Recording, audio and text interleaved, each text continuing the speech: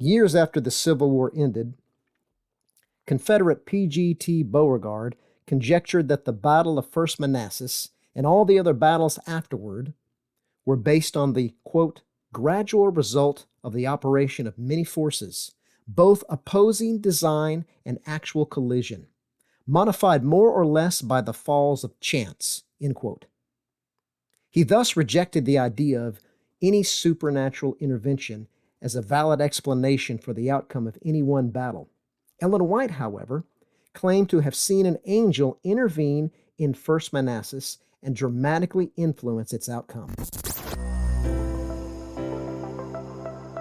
Welcome to the Ellen White Podcast.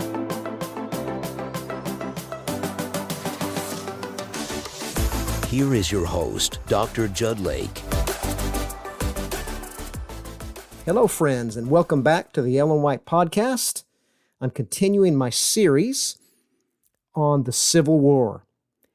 The last episode, we discussed the Battle of Manassas and the angel that came down and intervened in that battle. An amazing event of God's intervention in the battles of the Civil War. And that vision was significant because based on what happened with the angel, she describes the rest of the battles. She gives a remarkable forecast of the pattern of the battles. So I'm entitling this episode, A Forecast of the Battles. So after describing the angel on the battlefield, she gave a supernatural explanation of the vision. And this is from Testimonies, Volume 1, page 267. Contextually, this is right after her discussion of the angel on the battlefield. Then it was explained that God had this nation in his own hand and would not suffer victories to be gained faster than he ordained, and would permit no more losses to the northern men than in his wisdom he saw fit to punish them for their sins. End quote. This explanation set forth a theological interpretation of the war, a nation in God's hands, and then announced divine intervention in the battles. While all wars involve battle patterns of victories and losses, the significance of this statement is its emphasis on the nature of God's involvement in this particular war. In one broad sweep, White forecast the pattern of Union victories and losses throughout the entire course of the forthcoming conflict and attributed it to God's punitive action. As she began the account of this vision, White set forth her view very clearly. Quote, God is punishing this nation for the high crime of slavery, end quote. Her indictment included both sides in the war. He will punish the South for the sin of slavery, she wrote, and the North for so long suffering its overreaching and overbearing influence. Yet he has the destiny of this nation in his hands, end quote. In the backdrop of the indictment, White set forth her vision of the Battle of First Manassas, in which she saw an angel descend and wave his hand backward, causing instant confusion in the advancing northern troops and a precipitate retreat. Immediately following the angel in the vision, she wrote the explanation given her as quoted above, and then stated, and had the northern army at this time pushed the battle still further in their fainting, exhausted condition, the far greater struggle and destruction which awaited them would have caused great triumph in the South. God would not permit this and sent his angel to interfere, end quote. This angelic intervention in the first major battle of the Civil War was the context in which Ellen White understood how God would involve himself in the entire war. The angel on the battlefield was, therefore, an illustration of how God had this nation in his own hand and would guide the ultimate outcome, a northern victory. This victory would not come quickly and easily, however. For God would not suffer or allow victories to be gained faster than he ordained, as she put it, and would permit no more losses to the northern men than in his wisdom he saw fit. This forecast, first published approximately a month after the first Battle of Bull Run, depicted a seesaw pattern of Union victories and losses in the forthcoming war. That is, there would be up periods of victories and down periods of losses in the Union battles. The up periods would involve those victories that came only when God ordained them, as she put it, and the down periods would involve only those losses as, in His wisdom, He saw fit. This up-down pattern of the battles would be directly related to God's punishment of the North for compromising with the South in the sin of slavery. This prediction should not be viewed in isolation from White's other statements about the war, particularly the following statement, quote, "When our nation observes the fast which God has chosen, then He will accept their prayers as far as the war is concerned." This fast to which she pointed was the emancipation of the slaves. Thus, the nature of this up and down pattern of the Union battles would be directly influenced by the progress of emancipation. The implication of these statements when taken together is that once God's purpose of punishment ran its course and emancipation of the slaves became a reality, the pattern of the battle outcomes would be decidedly in favor of the Union. Because this brief but sweeping vision gave only the big picture without much detail, and White herself never referenced this statement in relation to the progress of the war, the interpreter is left to study the battles and determine where or whether the victory-loss pattern she described can be found in the course of the war.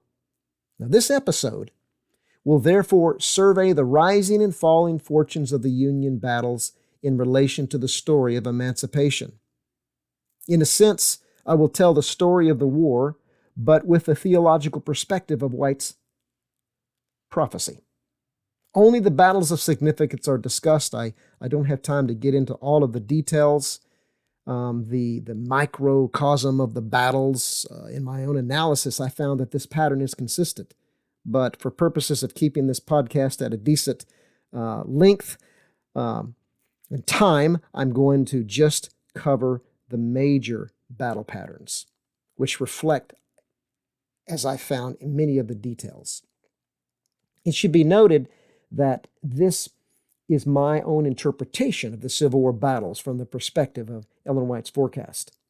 There are, of course, other ways of interpreting the events of the Civil War, each with its own merit. James McPherson, well-known Civil War historian, eminent Civil War historian, in his classic book, Battle Cry of Freedom, he describes the idea of contingency, that events in the war, battles and losses, decisions that generals made, they were contingent on prior events.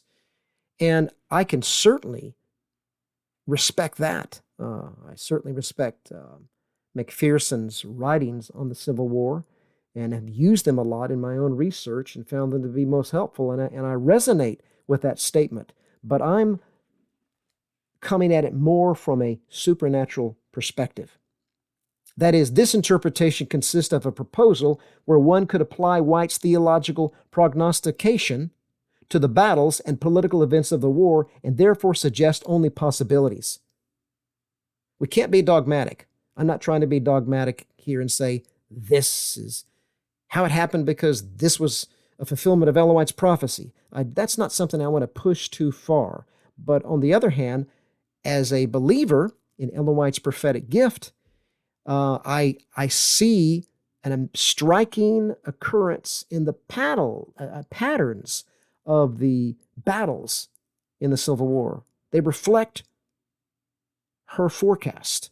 So as a believer, of course, I'm going to interpret it from that perspective. But the point is, this is an interpretation of the battles of the Civil War from a supernatural perspective, the one represented in Ellen White, a primary source, a person who was one of the many that experienced the war at that time. Now, there is an inevitable subjective element in this way of interpreting the Civil War. I can't deny that. The history of the war is available for all to study, however, and can compare with Ellen White's visions, each one for themselves. Her vision first published in August of 1861. So, with that background said, let's get into the patterns of the war. Now, in my book, A Nation in God's Hands, I have 3 big chapters that cover all of the major battles of the Civil War in detail. And I share in that book a lot of the drama of the Civil War. There's a lot about Lincoln and his experience. Of course, I'm not going to do all of that here. That's the details covered in those chapters if you want to read that and get into more detail.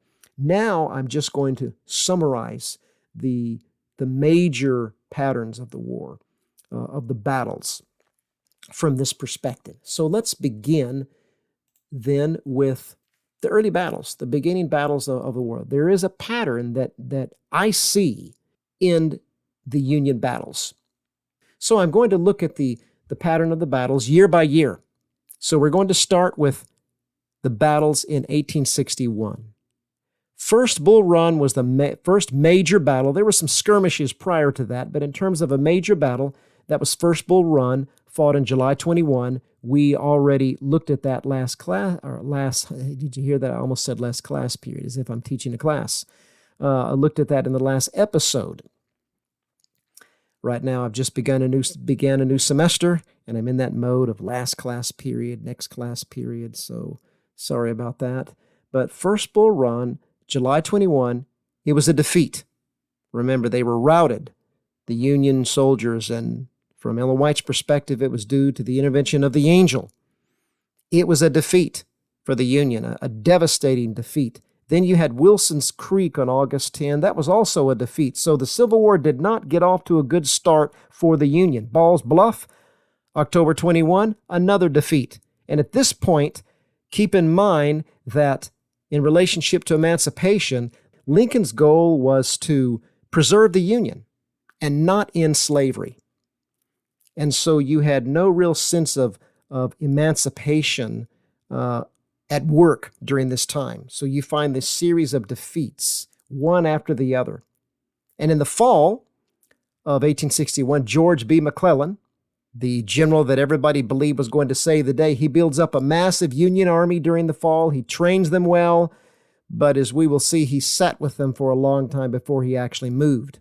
Early in 1862, it's Grant, Ulysses Grant, who was taking action. He was not the major commanding general yet. He was a minor commander here, but he was leading his troops. And so you have the Battle of Fort Henry and the Battle of Fort Donelson, February 6 and February 11, 16, respectively. Both of these were victories. So you have an up pattern here at the beginning of 1862, certainly a breath of fresh air after all the losses in 61 for the Union. Then you have the Battle of Pea Ridge on March 6 and 7. That was another victory. And then you had the Battle of Shiloh, April 6 and 7 in western Tennessee, a bloody, bloody battle to both sides, but it was a win for the Union as well. So they were off to a better start, feeling better. You had a series of significant naval successes in the upper Mississippi as well. So one victory after another until the summer. You had a number of defeats. One of the most significant was the 7 Days Battle, where George McClellan battled with Robert E. Lee back and forth. And eventually, McClellan retreated, and Lee saved the capital of the Confederacy. So it was a very, very interesting situation. Lee saved Richmond. That was the capital of the Confederacy at the time, and McClellan did not take it. So that was a significant defeat for the Union troops. As the summer progressed, later in the summer, you had the Battle of Second Manassas. A year later, after First Manassas or First Bull Run, you have Second Manassas or Second Bull Run. This was a defeat, a significant, stunning defeat of the Union by the Confederacy. And that set things in motion for what would happen during September. September 1862 was a major turning point in the American Civil War. After the Union summer losses at the 7 Days and Second Manassas battles, it was a real possibility that the Confederate States of America might win their independence. Several factors, for example, were evident by the end of August 1862. The British government was preparing to give the Confederacy diplomatic recognition, and that would have been devastating for the Union.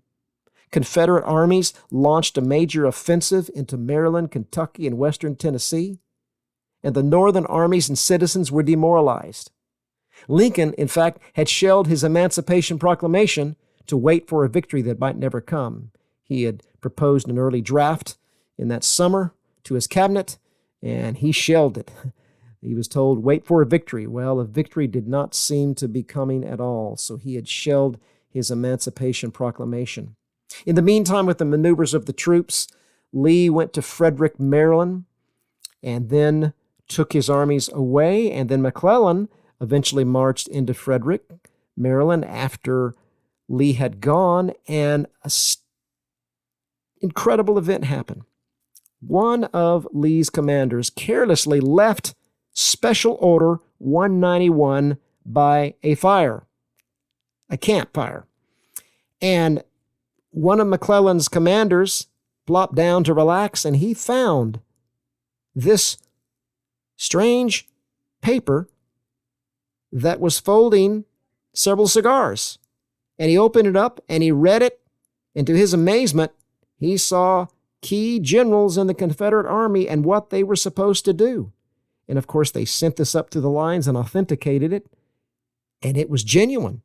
It was Lee's strategy, and it was put in George McClellan's hands. And he stated, I've got the plans to defeat Bobby Lee. Well, Bruce Catton, great Civil War historian, he explained the situation quite effectively. He said, the fog of war, which always limits the vision of an army commander, suddenly dissolved and everything became clear. McClellan knew as much about Lee's plans as if he had personally attended Lee's last staff conference. The game was being handed to him on a silver platter. McClellan had become the beneficiary of the greatest security leak in American military history. According to Catton, Lee's army of invasion had split into pieces like an exploding shell, and the Army of the Potomac, massed in and near Frederick, Maryland, was ideally situated to exploit this situation. No Civil War general was ever given so fair a chance to destroy the opposing army one piece at a time. What did McClellan do? Well, I tell you this, if Robert E. Lee had been in that situation and he had received McClellan's written orders, he would have launched his army within the hour. But McClellan, he dilly-dallied around, waited a day, 24 hours, and finally launched his massive army, cautiously, moving at a snail's pace, to go get Robert E. Lee and his army. But because he waited, it was too late, and he lost the golden opportunity, which could have been a major, if not the, turning point in the war. What an opportunity lost. You could call that contingency, based on various circumstances, or we could interpret it supernaturally. Again, it depends on where one is coming from.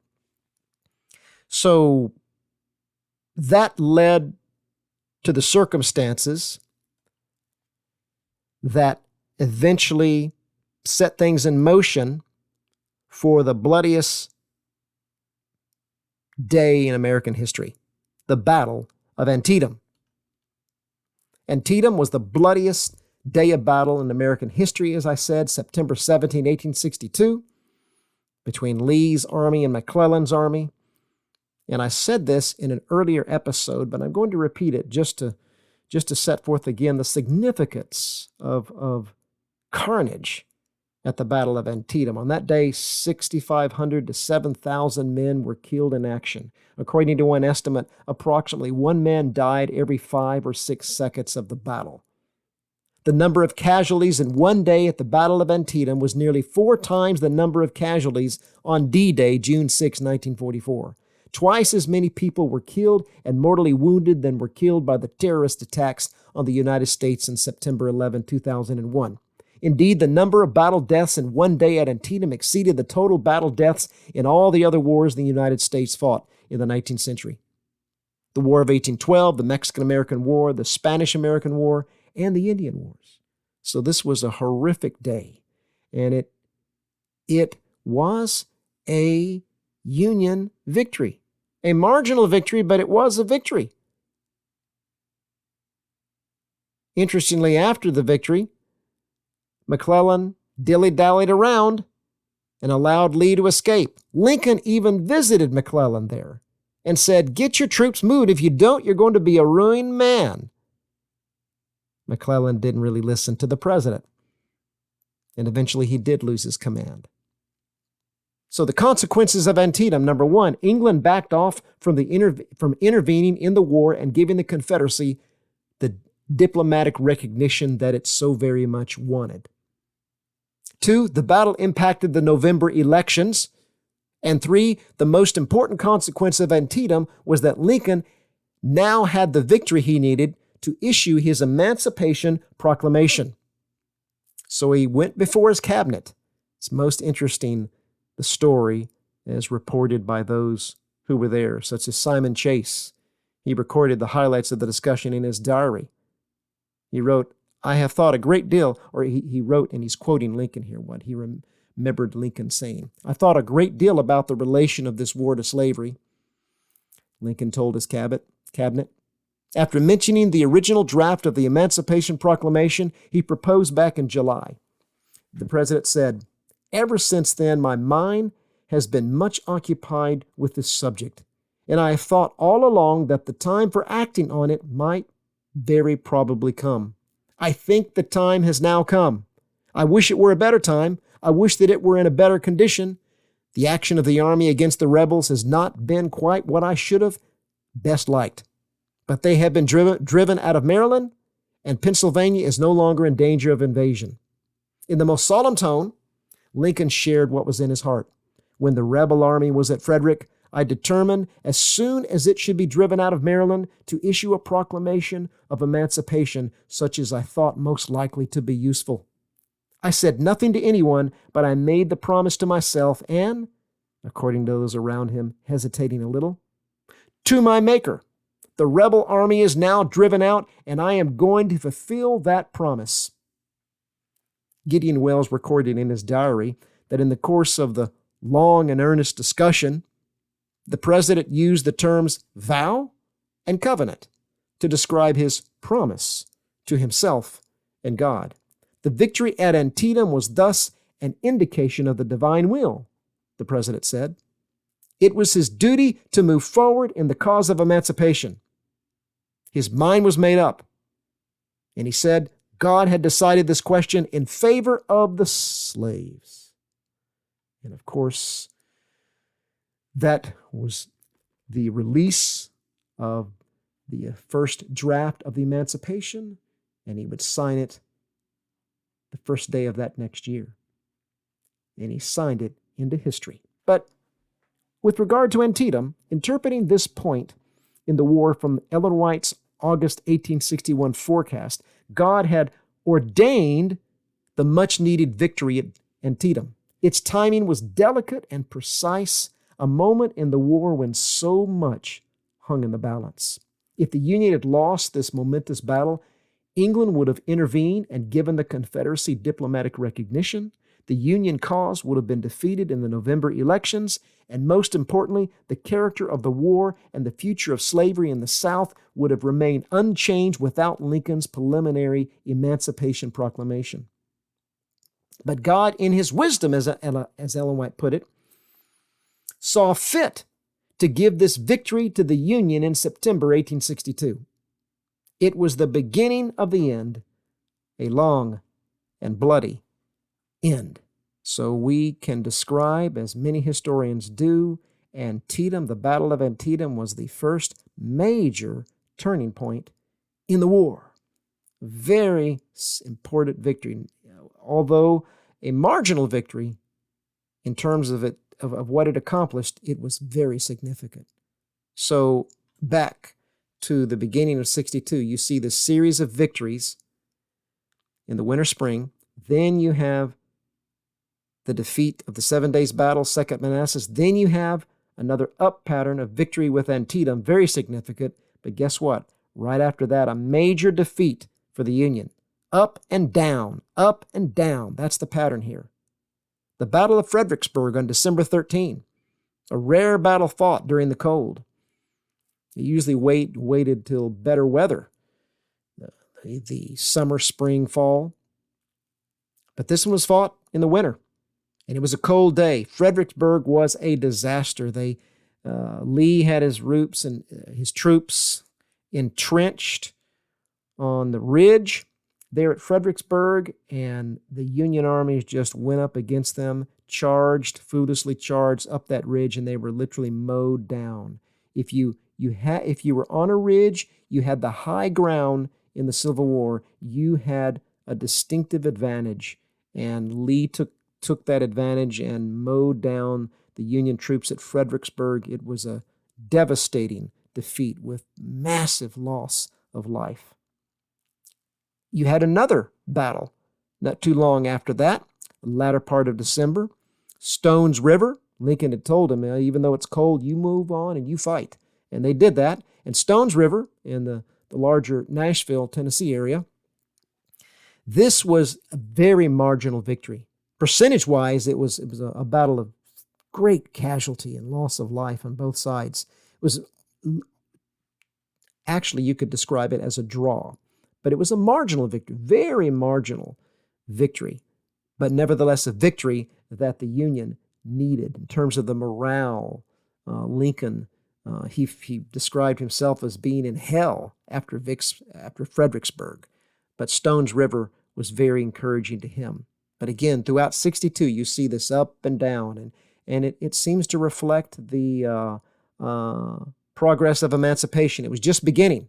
Emancipation would, again, really kick in at the beginning of 1863.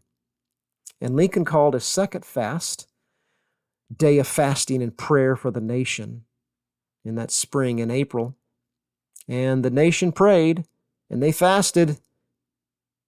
And the 1st of May, May 1 through 4, a major battle known as the Battle of Chancellorsville took place, and it appeared that the Union's prayers bounced off the skies because it was a major defeat and one of Robert E. Lee's most stunning victories and his brilliance as a commander in this particular war. And it was also a great loss because Stonewall Jackson, the famous Confederate general, was killed due to friendly fire from his own troops, unfortunately for the Confederates. But that was a major defeat. But then those prayers, the answer was delayed, but evidently it took place because that summer would be some major Union victories. So you have a down at the beginning of 63, then you have an up. You have two major battles, Gettysburg and Vicksburg, both in July of 1863. Gettysburg is probably the most well-known battle of the Civil War because it was so huge. July 1 through 3, and the massive loss of life and the almost cosmic scope of the battlefield. But it was a victory. And it stopped the rising tide of the Confederacy. But it was only a tactical victory. It was not a major crushing defeat that changed the course of the war. It was won, certainly. And of course, it resulted in Lincoln's famous Gettysburg Address. So in terms of morale, it was a significant victory in that sense. But tactically, Lee escaped. And that's a whole story in and of itself, some of the many issues that took place in the aftermath of this battle and Lee's great escape and the Union general's failure to really take him. But what is more important is that on July 4, right after the Battle of Gettysburg ended, Grant had Vicksburg under siege. Now, Vicksburg was very important to the Confederacy because let's put it this way, Vicksburg, as Lincoln put it, was the key. Because if you have Vicksburg, you own the Mississippi River. And for the Confederacy, the Mississippi River was everything. That's how they transported their troops and supplies, and that held the Confederacy together. And so Grant was obviously focusing on Vicksburg, and he held it under siege. But on July 4, he broke through. That's, of course, a story in and of itself when you study that battle. But he broke through and took Vicksburg, a stunning victory. This was a strategic victory. Gettysburg was a tactical victory. Vicksburg was a strategic victory because the Union now was able to take the entire Mississippi River, and that literally cut the Confederacy in two. I mean, it significantly hindered their ability to maneuver and bring supplies to troops. It cut the Confederacy in two, as I said. So this was, as Grant put it, the beginning of the end. So Vicksburg combined with Gettysburg, the two together were a major turning point in the war that summer. It was the beginning of the end for the Confederacy. So in 63, you began the year with the defeat of Chancellorsville, but then you had the up experience of Gettysburg and Vicksburg victories, but then things went downward again in the pattern of the Union battles. Chickamauga on September 19 and 20 was a major defeat. And we don't have time, or I'm not going to take time to get into all the maneuvers and circumstances that led to Chickamauga. But that's in the Chattanooga area. And as a result of that, the troops all focused on Chattanooga. So you have defeat, victory, victory in 63, and then a defeat at Chickamauga, and then you have the Battle of Chattanooga, another great victory for the Union. A little bit about the Battle of Chattanooga. That's my own neck of the woods. Chattanooga was extremely important to the Union objectives of winning the war. Located in southeastern Tennessee, close to North Georgia, with the Blue Ridge Mountains and Appalachian Plateau to the east and the mountains of the Cumberland Plateau to the west, the city was a convergence of roads, major railroads, and the Tennessee River. It has been called the gateway to the Confederacy because of its major east-west railroads and its major railroads south to the important city of Atlanta, the key city for the Confederacy at that time. It was vital to the Confederacy's ability to transport troops and supplies to its armies, and thus the most important strategic point in the Confederacy, that is Chattanooga. Union control of Chattanooga, therefore, would split the Confederacy again and open the gate to strike at its heartland. And so it's interesting how this battle, there's several phases of this battle. First on Lookout Mountain, but I want to focus on what happened the next day in that November of 63 at Missionary Ridge. Whenever I drive to downtown Chattanooga, anybody who does, you drive on Missionary Ridge, and you drive right through that major battlefield. I always find that so exciting, and every time I drive, it's all I can do to keep my eyes on the cars ahead of me, because I want to look up the ridge and where Bragg's headquarters was, and then I want to look down at the field and imagine where the troops were, so it's all I can do to keep my eyes on the road. But I find it so exciting to drive through a major battlefield like that. A number of things took place. Grant was on a little hill there called Orchard's Knob, and he was able to command the whole scenario from that point. And to summarize and get to the heart of it, the Union troops were at the bottom. Now, this is another case where the Confederacy was embedded on a ridge, the top of Missionary Ridge, and they had a distinctive advantage. Bragg's headquarters was up there. And so you have the Union down at the bottom of the hill, this army, and they're receiving the fire. I mean, the Confederacy is just loading these shells and fire up on them. And I mean, they are under intense fire, and they're in these rifle pits, and they're not sure what to do. And just suddenly, and historians have written much about this, so I'm just giving a very broad overview. It's like without a specific command, and Grant had not told them to charge up the ridge. He had planned for Sherman and his army at the left flank from Grant's perspective to come up the edge of the ridge and roll off the Confederacy, so to speak. But Sherman had been stalled. And so here's the Union at the bottom of this ridge, and they're just receiving all this fire, and there was no command to charge up because Grant knew better than to send them up that hill with the Confederacy having the high ground advantage. But just suddenly, out of nowhere, one division moved, another one moved, and before long, the entire army was charging up Missionary Ridge.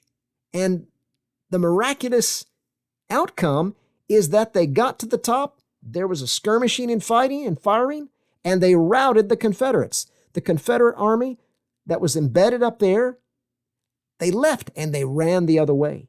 And the Union took Missionary Ridge, thereby taking Chattanooga. It was truly remarkable. One eyewitness, Charles A. Dana, he recalled, and I'm quoting him here, "The storming of the ridge by our troops was one of the greatest miracles in military history. No man who climbs the ascent by any of the roads that wind along its front can believe that 18,000 men were moved up its broken and crumbling face unless it was his fortune to witness the deed." He then exclaimed, "It seems as awful as a visible interposition of God." Even General Grant was amazed that the advancing troops survived such a fearful volley of grape and canister, he said. He noted that their progress, quote, "was steadily onward until the summit was in their possession, and the casualties were remarkably few for the fire encountered," end quote. Why was it not a slaughter like Pickett's charge at Gettysburg or the Union charges at Fredericksburg? The general struggled to find an adequate answer. "I can account for this only on the theory that the enemy, surprised at the audacity of such a charge, caused confusion and purposeless aiming of their pieces," end quote. In other words, it was difficult to account for such a sudden reversal in military fortunes. From a position of being trapped in the rifle pits to charging up the steepest part of the ridge under heavy fire to full possession of the summit, all within an hour's time? There are other natural reasons that have been attributed to the miracle on Missionary Ridge, as it's called, such as the problematic Confederate position on the ridge, the natural ebb and flow of battle, and so forth. And certainly this kind of analysis of the battle at Missionary Ridge, as well as in all of the battles of the Civil War, for that matter, must be done with as much objectivity as possible. But Dana's statement that the charge to the summit was a, quote, "visible interposition of God," end quote, deserves attention in light of Ellen White's sweeping forecast of the Union battles. If, as she said, God has this nation in his own hand and would oversee the wins and losses of the Union battles, then from that perspective, God was involved in the decisive battle on Missionary Ridge that gave Chattanooga permanently into Union hands. Just how God involved himself in the battle, we don't know, since Mrs. White and no one else had a specific revelation about this battle. Whatever moved those divisions at the rifle pits to begin ascending the steep slopes, whether it was a calculated order by the officers, as some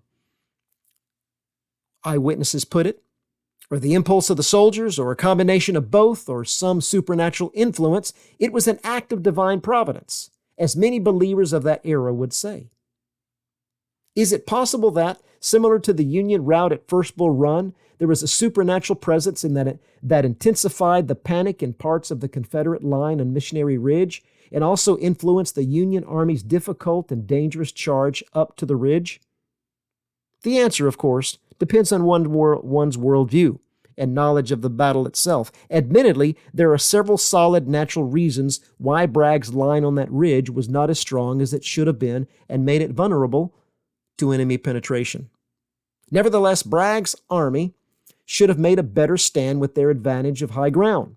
In the end, because of the stunning climactic victory in the battles for Chattanooga was against so many odds, it is well deserving of the title Miracle on Missionary Ridge. Chattanooga was a significant strategic victory that set the Union on a final course for ultimate victory over the Confederacy. Without question, it was a major turning point in the war. So 1863, the summer battles and the late fall battles of Missionary Ridge, Chattanooga, the Union victories, these were major turning points in the war. Now that the Union owned Chattanooga, that set things in motion for Sherman to launch his march towards Atlanta. So, as the year concluded, plans were, of course, made for the next year to hopefully wrap things up, which to many chagrin would not happen. But the president focused on three generals who had shown themselves to be great fighters at this point in the war: Ulysses S. Grant, William T. Sherman, and Philip Sheridan. Grant was made general-in-chief of the Northern armies in the spring of 1864. And so two major offenses were planned. Grant would launch an Overland Campaign in Virginia to take Richmond, the Confederate capital, and Sherman would launch from Chattanooga a march towards Atlanta to take Atlanta, and that would be a major downfall for the Confederacy if he took Atlanta. So those were the two main focus at the beginning of 64. And so let's look at the pattern of the battles. First, Grant's Overland Campaign. The first major battle on May 5 through 7, it was the Wilderness, called the Wilderness Campaign. Very bloody battle. Terrible things, awful things happened during this battle in terms of suffering of soldiers and so forth. But it was a draw, basically a tie. Neither one could claim a decisive victory, except both experienced massive carnage to their armies. This is between Lee and Grant. Then Spotsylvania, another extremely violent, bloody battle that converged on one specific location. It was a draw again. That's May 8 through 20. So there's no major progress here. Emancipation had been making progress, but still was somewhat stalled. And so it's interesting as you see this here with these battles.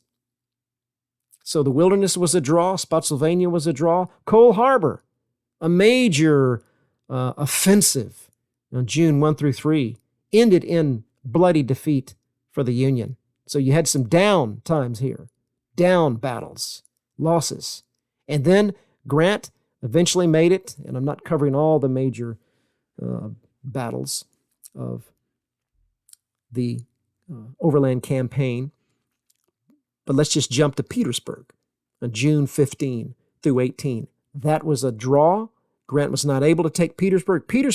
You take Petersburg, then that opened the door to go right into Richmond. So Petersburg was like the line of defense for the Confederacy. But Grant didn't take it at this point, and so he was stalled and held Petersburg under siege, and that siege would last all summer long.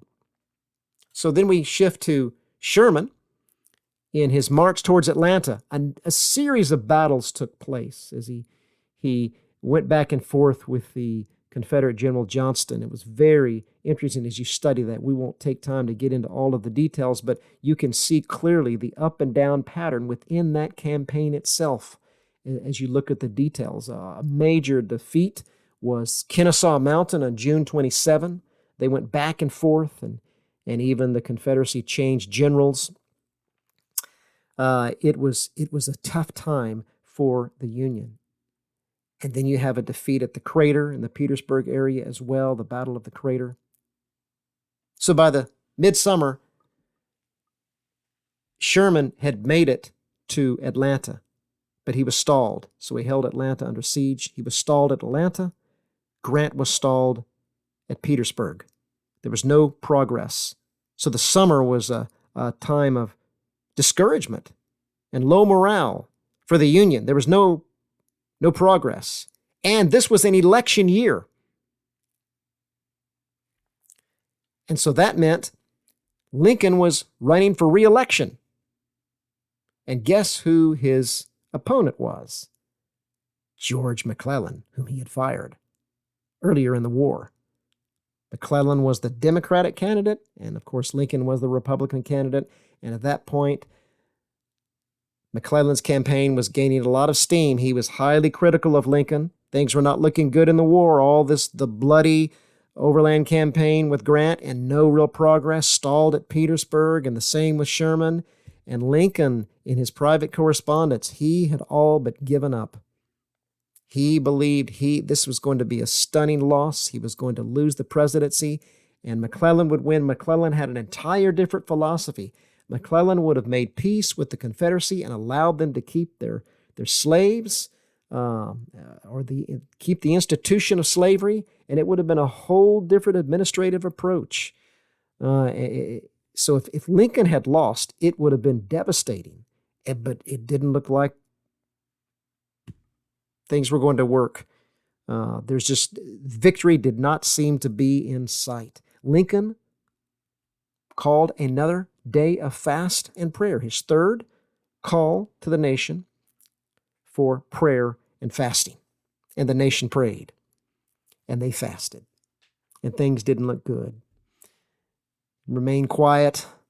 Nothing was happening, no movement until September 2.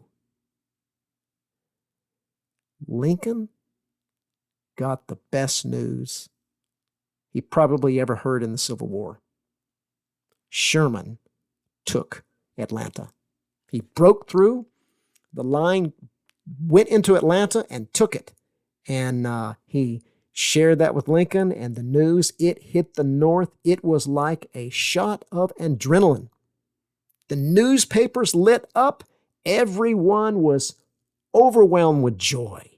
It was a stunning victory. This broke through, and a series of other events took place. That when the election happened, Lincoln won by a landslide, and he was able to go forward with this plan, which was eventually to eliminate slavery from the nation. This is the stuff of history. Sherman launched his march from Atlanta and went right through the heart of the Confederacy, cut it through again, took Savannah, delivered that to Lincoln as a Christmas gift. It was amazing what had happened. Then you have several other victories, the victory of Nashville, a number of other Union victories. I'm not mentioning all of them, but again, you see this pattern. At the beginning of 64, the first half defeat pretty much, and then the latter half you have victory. And Lincoln had been already working towards the 13th Amendment. And so during that December and January, the 13th Amendment was a big focus, and it was finally passed by Congress on July 31, 1865. The 13th Amendment to eradicate slavery from the Constitution and end slavery. And of course, it would be ratified a year later on December 6, 1865. But this was a significant step forward, passing it in July of 31, 1865. And after that, for that winter and spring, it was victory after victory.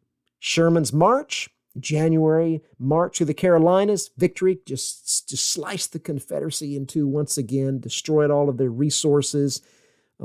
Sheridan was in the Shenandoah Valley, I should add, also in the fall of 64, and just destroyed what is called the breadbasket of the Confederacy. There were no resources and foods for the Confederate Army. And then Grant, in April 2, he finally broke through Petersburg and then went on to Richmond and took Richmond. It fell the next day, April 3, another stunning victory. And then, of course, all of this led up to, with other battles, victories, ultimately up to Appomattox Court on April 9, which is when Robert E. Lee officially surrendered his army to the Union. And after a few more battles after that, the Civil War was officially over. And so it's remarkable how, in my thinking, how the patterns of the Union battles, their losses and their victories, it fit with an amazing way what Ellen White had said. I almost want to say precision, but let's just say that it was very, very close to what she had said. There's no other way to describe it that as her forecast was fulfilled. Again, here's what she said. Testimonies, Volume 1, page 267. Then it was explained that God had this nation in his own hand and would not suffer victories to be gained faster than he ordained, and would permit no more losses to the northern men than in his wisdom he saw fit, to punish them for their sins. Well, you look back at the loss, the carnage, the delays in the winds, you can see that as punishment. But then as emancipation progressed, God heard the prayers on the days of fasting, and you have victory. And when emancipation became a reality, and when it was so close, that's when you have uninterrupted victories in the Union Army. So all of that really fit this statement with an amazing fulfillment from the perspective of a supernatural interpretation, the one that I'm giving, of course. So I'm going to summarize it and end it this way. God has this nation in his own hand today. And if he has this nation in his own hand, and we could add all the other nations of the world from a Christian perspective, then it's reasonable to believe that he has your life and my life in his own hand. And that is good news in the midst of, I think we would have to describe it as the crises that we're experiencing in the world today and in America today. So that's good news. So that's a forecast of the battles. I'm going to continue this series in the Civil War. There's so much. I was sharing with someone the other day, I could go for like 3 years on this thing. But of course, we want to just go a few more episodes, perhaps to the latter part of this year, and then I will shift to another subject. But for now, I'm going to continue on this, and I've got several episodes ahead. I'm going to deal with an interesting statement Ellen White made about the Union commanders and spiritualists. I'm also going to talk about some of the issues with England. Critics say that she made a failed prophecy about England declaring war. Well, I've already alluded to that in this episode. I'll cover some things like that. And then I will eventually get into Ellen White and Abraham Lincoln. How Lincoln came to the same position about the war in his inaugural address at the end of the war that Ellen White had at the beginning of the war. So some interesting things are ahead. I really appreciate you taking the time to listen. I hope this has been interesting and engaging and fortifying for you. So until next time,